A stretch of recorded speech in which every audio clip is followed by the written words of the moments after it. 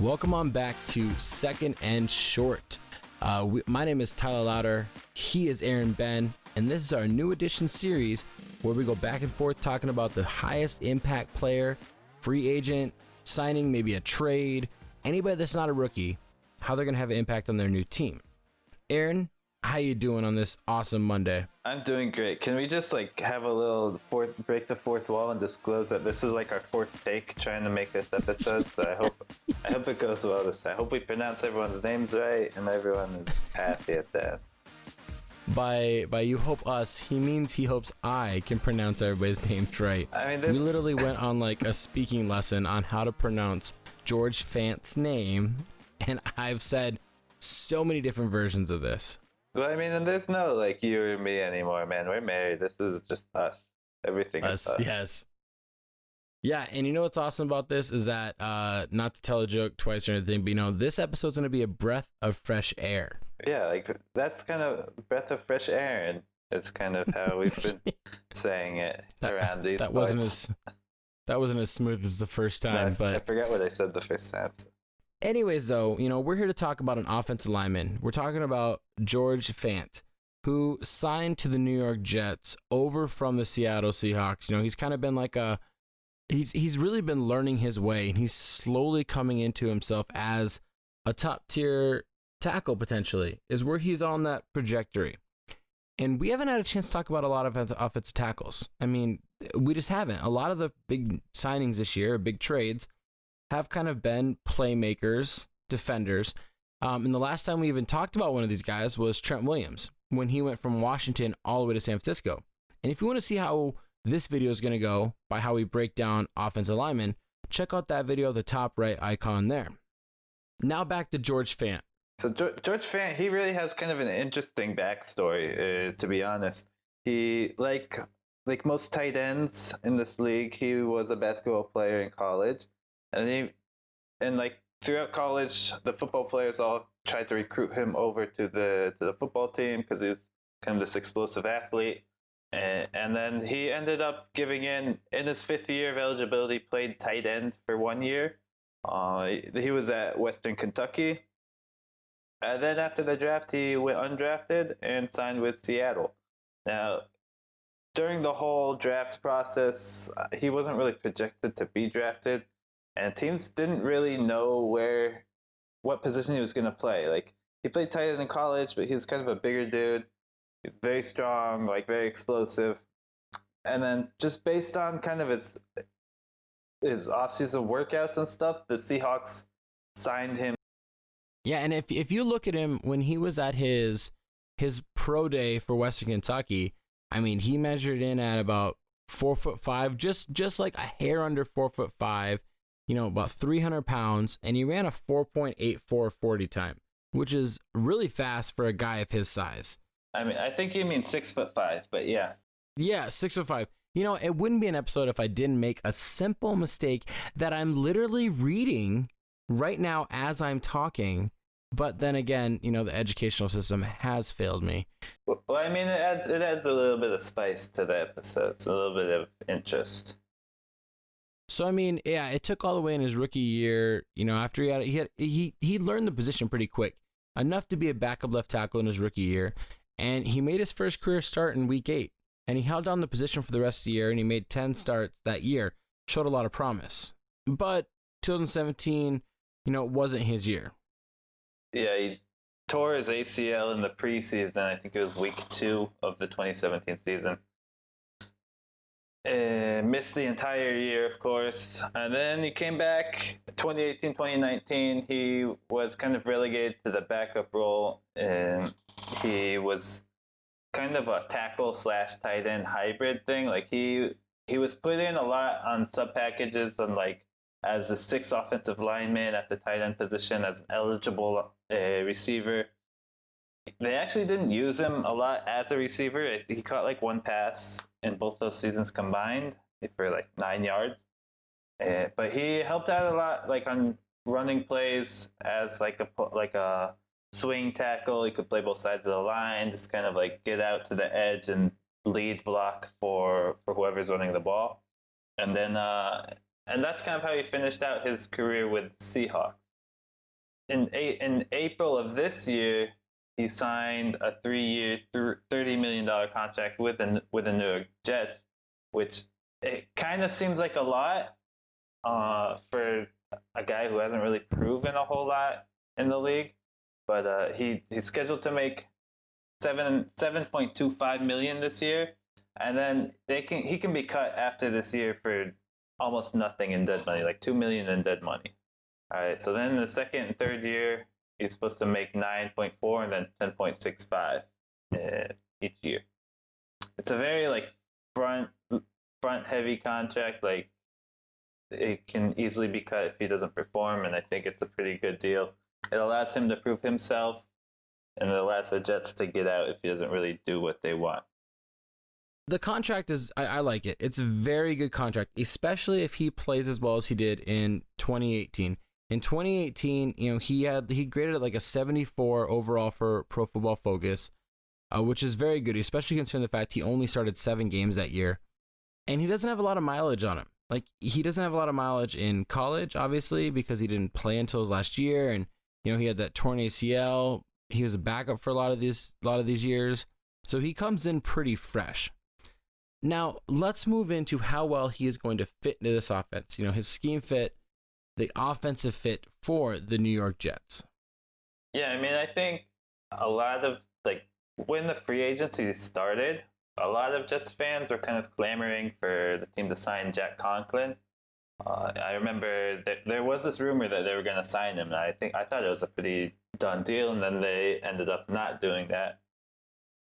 So I think some Jets fans were kind of upset they didn't go after like a more big name player, but Jack Conklin, why he's not a good fit, if we can just take an aside here, is that first of all, the Jets, what they were missing a lot last season is an athletic, like agile outside tackle that can kind of lead the way on outside run plays. And Jack Conklin's more of like a heavy-footed guy. He kind of plods along. He's not really agile for a tackle. He also struggled when the Titans changed from a power scheme to a zone blocking scheme, which is what the Jets run right now. So, you know who is a good fit for the Jets scheme, Tyler? Who's that? It's George Fant. George Fant, he's very athletic, as you saw. He's a basketball player in college. Football announcers love players who are basketball players in college. He's actually got pretty similar physical attributes to Tristan Wirfs, who a lot of people had projected going to the Jets out of the draft. Very athletic. I mean, you can watch him just like pull. You see him outrunning the running back down the field, just getting blocks, throwing people out of the way. That's kind of how Fant is as well. And like we said, the Jets last year, they ran an outside zone lower, like less than the NFL average. But their new offensive line coach, Frank Polak, that's kind of why they brought him in, because his expertise is in the outside zone. He coached the Cowboys offensive line from 2013 and 2017. That was so good. Had a lot of success running to the outside there. Even got players like Darren McFadden had 1,100 yards in that offense. So he's very good at offensive line coach. He can kind of work with Fant and get him up to speed. I've been talking a long time, man. I know. You're good. You were just rolling some. Yeah, and I think the biggest thing here is, I know a lot of people are going to point to this. They're going to be like, yeah, but we got this, third round draft pick last year who is slotted to start for us at right tackle. And that's Chuma Edoga. And yes, I understand that. But when you have a chance to get a more athletic, bigger, stronger right tackle, you should do it. And I think that's what they did here. I mean, just to kind of shut down everything here, is Chuma had about 420 snaps. And in those 420 snaps, he had 6 penalties and gave up 6 sacks. Pro Football Focus last year graded him at a 48.9. That is not startable opinion. Like, in my opinion, that is not a startable right tackle. And if you want to protect not only just Sam Darnold, but like Le'Veon Bell is so elusive in the backfield, you need offensive tackles that can, beat their guy and block upfield. And bringing in someone like, Mekhi Becton, to play left tackle and George Fant to play right tackle gives you just this athletic pairing that you're not supposed to have on the offensive line. And maybe it's just like I'm a little bit older and I just think of like my offensive tackles as just like there's like beefcakes and they're not as athletic as, tight ends, but these two guys are. And I think that right there will separate Fant from Edoga. Yeah, I mean, the reports have been saying that Edoga's like locked into the starting position. Maybe he does start the year, but depending on play, Fant could easily replace him. If we're talking about like protecting Sam Darnold and pass protection and everything, we should note that Fant is not graded as well in pass protection as he is in the run game. In his rookie year, he's kind of a liability. He gave up 8 sacks in 10 games, but he has improved. He has kind of enough athleticism and agility to contain those quick edge rushers and counter their moves. Like he had to go up against Nick Bosa and players like that last year, and he was able to hold his own for the most part. He's struggles a bit more against the bull rush, but he's improved there as well. What I like about him the most, to be honest, is he reminds me of a player on the Titans. Sorry, I always reference the Titans because that's who I'm a fan of, so deal with it. He reminds me of Dennis Kelly, who's an offensive lineman for the Titans. Dennis Kelly, he has been a swing tackle for us for a while now. He can come in. He is an eligible He's an eligible receiver on the field a lot of times on the goal line, or like kind of trick plays and stuff like that, and comes in as a sixth lineman. But he can also fill in and play decently well. When Taylor Lewan was suspended at the beginning of the year, he played okay at left tackle. He can come in. He replaced Jack Conklin when he was injured at the right tackle position. So he's kind of a player who can do it all in terms of tackle position, and that's what George Fant can do. Like he's got experience on the right side, on the left side, as a sixth offensive lineman. So I think that's well worth the money that you would pay to have a player like that in your team. Yeah, and even though he doesn't like excel in pass protection as well as he does run protection, in about over 460 snaps last year, he only drew 1 penalty and he only allowed 2 sacks in all those snaps. So already better than what the Jets are projected to have. He graded out better as well.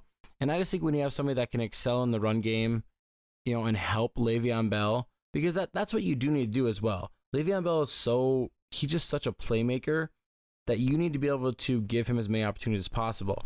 The fact that Fant can come in, even if he doesn't start right away, which is fine because he's done that in the past, and when he gets his starting opportunities, he excels. But even as the swing offensive lineman, he's able to provide tons of depth all over, including at like a 6th offensive lineman position. He's going to make a big impact here. And that leads us into our next fit. What impact is he going to have on this team short term and long term? Well, I think like in short term, he immediately comes in and will be able to help the run game, which I think was the main goal in bringing him in. The Jets offensive line ranked last year in terms of like blocking, in terms of like ratings, they ranked 31st in the league in run blocking and 30th in pass blocking. So I think he's going to come in and immediately be able to help the run game. If we're talking about short-term impact, the Jets, they drafted Mekhi Becton, so he's obviously going to play that left tackle position. Chuma Edoga, we said, is probably going to start at right tackle, at least at the beginning of the season. Where we're going to see his impact right away is in the run game when they bring him in to be that 6th offensive lineman. The Jets' run blocking by their offensive line was ranked 31st in the league last year, so they desperately need some help in the run game. I think that's going to be kind of his immediate impact. Like I said, he'll play kind of this Dennis Kelly type role. And I think that's how he'll impact the team right away. You don't pay a guy that much money to have him not get snaps. Really, that's the thing. He's gonna be making like a couple million, like $5 million more on that base salary than Chuma's gonna be making. And I think I think just like one or two slip ups, like a bad game early, could get him into the starting lineup.